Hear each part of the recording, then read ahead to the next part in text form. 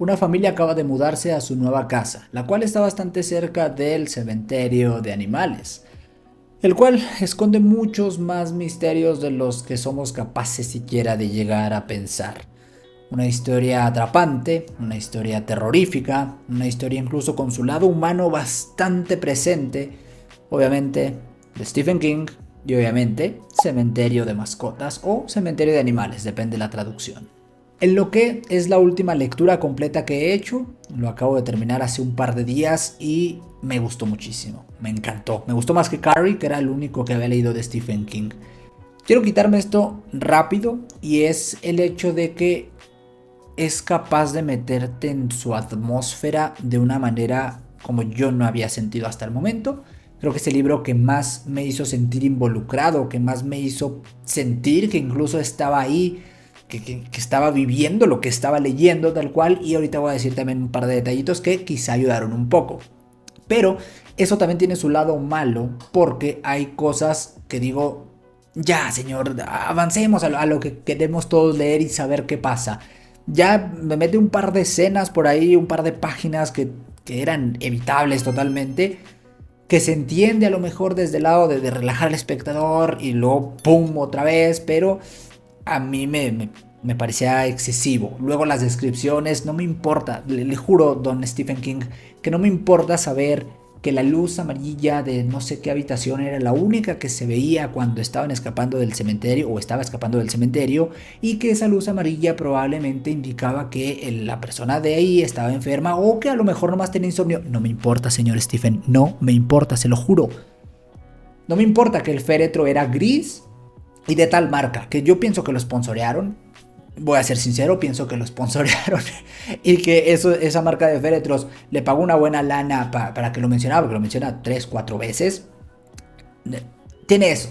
Pero, otra vez, también al ser tan descriptivo, al ser tan atrapante desde ese lado de lo que estás leyendo, te mete en su atmósfera. Aparte, como digo, yo vivo al lado de un panteón, de un cementerio municipal. Yo salgo aquí, me asomo porque vivo en segundo piso, me asomo y veo el cementerio e incluso alguna tumba se asoma. Entonces creo que eso ayudó un poco a que yo también sintiera ese terror un poquito más, ese horror, a que sintiera justamente que me sentía dentro del libro. Por si fuera poco, al lado de mi cama, la cual está aquí, en este buró no, ay, este buró no, sino el que está en el otro lado que no se alcanza a ver, habita este ser. Es mi mascota. No tiene vida, evidentemente, sería muy peligroso si tuviera vida. Pero él duerme ahí, entonces bueno, duerme, o sea, lo pongo ahí. Pero hubo un momento en el que yo le estaba leyendo de noche, justo en el final de hecho, las últimas páginas con esta lamparita. Soy muy malo para apuntar. Bueno, eso blanco que se ve ahí, esa lamparita blanca, la tengo en luz tenue, cálida para leer un rato. Y estaba enfocando hacia el bendito tigre. Entonces hubo un momento en la noche en lo que lo único que estaba iluminado era un animal y yo estaba leyendo como un maldito gato revivía. Bueno, ya había leído eso, pero cómo revivían seres vivos en ese cementerio. Era lo primero que me quería quitar de encima. Decir por qué a lo mejor me atrapó tanto, por qué me sentí tan dentro y por qué me gustó tanto. Porque al chile me gustó muchísimo. Hay una parte, por cierto, aquí siempre hay spoilers. Como decía, una familia que se muda. Yo veo las reseñas de libros que ya leí porque no me gusta saber demasiado de libros que quiero leer nada más. Pero si a ustedes les sirve, pues también está bien. Pero llega una familia, el vecino Jude le cuenta acerca de ese cementerio. Quién sabe si por obra del propio Jude, quién sabe si por obra de algo sobrenatural que hay ahí evidentemente, que te lo dejan claro desde el principio hasta el final del libro. Incluso decisiones que toman las personas no son decisiones propiamente de las personas. Y también les advierte que pasan muchos camiones, entonces que se cuiden de ciertos accidentes con su mascota y sobre todo con sus hijos. Yo no he visto las películas. Después de leer el libro vi una comparación del resumo de la versión antigua y la versión que hicieron hace algunos años, donde no muere el niño, muere la niña. Porque sí, tarde o temprano empiezan a haber muertes. La primera es la del gato.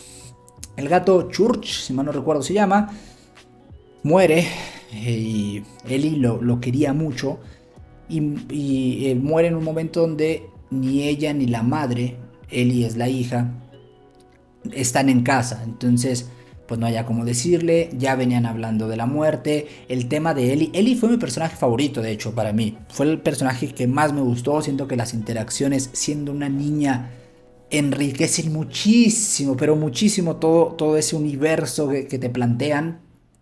Cómo empieza con lo de la muerte, cómo empieza, te empiezan diciendo ya que a lo mejor tiene dudas sobre la muerte, pero que ya sabe cómo se hace la vida, ya sabe que viene de cierta intimidad que tienen las personas. Y empieza a preguntarse sobre la muerte, empiezan a pasar cosas sobrenaturales.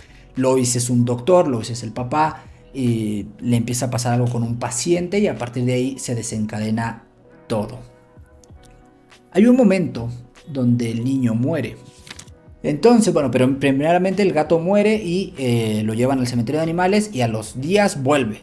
Vuelve vivo, la herida que tuviera se le sana, le sale el pelito y vuelve a la vida, pero sin ser propiamente el gato, porque hasta te lo dicen, pierde sus reflejos felinos, pierde esas características que le hacían ser Church, o sea, que le hacían ser la mascota de ellos, sino un gato X, o incluso pierde características del propio ser un gato. Pero cuando el hijo muere, hay una parte que te hace decir, es algo sobrenatural este libro, pero tiene esa parte también bien humana, donde dice, ¿cómo le voy a decir a mi familia? ¿Cómo le voy a explicar a mi familia que después de que enterramos, y de hecho se pelea con el suegro en el entierro, y te lo dicen bien descriptivo de entre tanto ajetreo, se alcanza a ver un pedazo del cuerpo sin vida en el ataúd del niño? Pero a lo que iba, cuando lo quiere revivir, está en la duda. Si lo hago, no lo hago, ¿cómo lo voy a explicar? Es mi hijo, es mi niño. Y dice, no textualmente, pero algo por el estilo.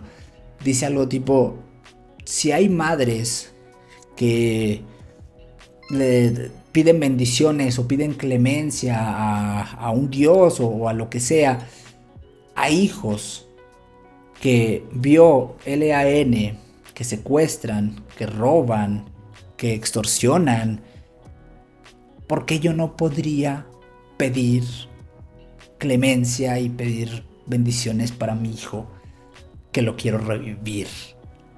Y esa parte a mí se me hizo una locura. Se me hizo... no sé, fue la parte que más me gustó. El diálogo interno que más me gustó. Y el diálogo en general. Pero digo interno porque está este aspecto de que hasta qué punto están tomando la decisión los humanos o los están orillando las cosas sobrenaturales a tomarlas. Porque en un momento Jude se queda dormido pese a que él no quiere quedarse dormido al final. Porque hay algo que no deja hacer que Rachel llegue a la casa, que se descompone el carro a kilómetros y kilómetros de ahí. Entonces hay algo, hay el factor paranormal siempre, pero ese primer duelo humano, esa crueldad de la frase, no, yo no me lo esperaba para nada y me hizo valorar muchísimo el cómo está escrito, porque yo no sé si es el mejor o el peor libro de Stephen King. Yo no sé si los demás, o sea, si me estoy emocionando con nada porque los demás son mucho mejores. Solo he leído Carrie y para mí es mejor que Carrie. No lo sé, ya lo descubriré más adelante si sigo leyendo de él. Pero a mí me encantó. A mí me encantó. Jugar con esa moral, jugar con eso paranormal, poner líneas ahí medio difusas, pero para que tú interpretes. No te tira cosas como por tirar nomás. Va más allá del relleno que insisto que tiene. Pero cuando se centra en la historia, cuando va a lo que tiene que ir, acá diría Quesada la pluma del rey. Ahora, ¿cómo acaba? También me gusta. Vi que en una de las películas como que toda la familia se hace zombie o algo así. Bueno, no zombie, pero que regresan de la vida y luego van por el niño. Pero para mí el final del libro es buenísimo. esa locura, ese descenso, pues justamente a la locura de regresó mi hijo. Ay, por Dios, se me estaba olvidando lo de ¿cómo se llamaba? ¿Elena? ¿Elsa? Ay, no me acuerdo del nombre. ¿Cómo se llamaba la hermana de Rachel? Voy a buscar aquí rapidito, ¿eh? Esa parte también es Zelda se llamaba. Esa parte también es increíble en el libro. Dicen que las películas también está bien chida. Pero el cómo esos traumas ya vienen desde antes. El cómo ella está traumado con eso. Yo me quedé pensando, y no sé si esto sea una teoría incluso válida o no, pero me quedé pensando que Zelda fue también otra persona así.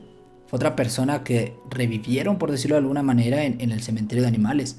No sé si en algún momento lo dicen y yo me divagué en ese momento, me disocié, pero, pero creo que no te lo dicen, aunque te lo medio dejan a la interpretación, si es que no estoy mal.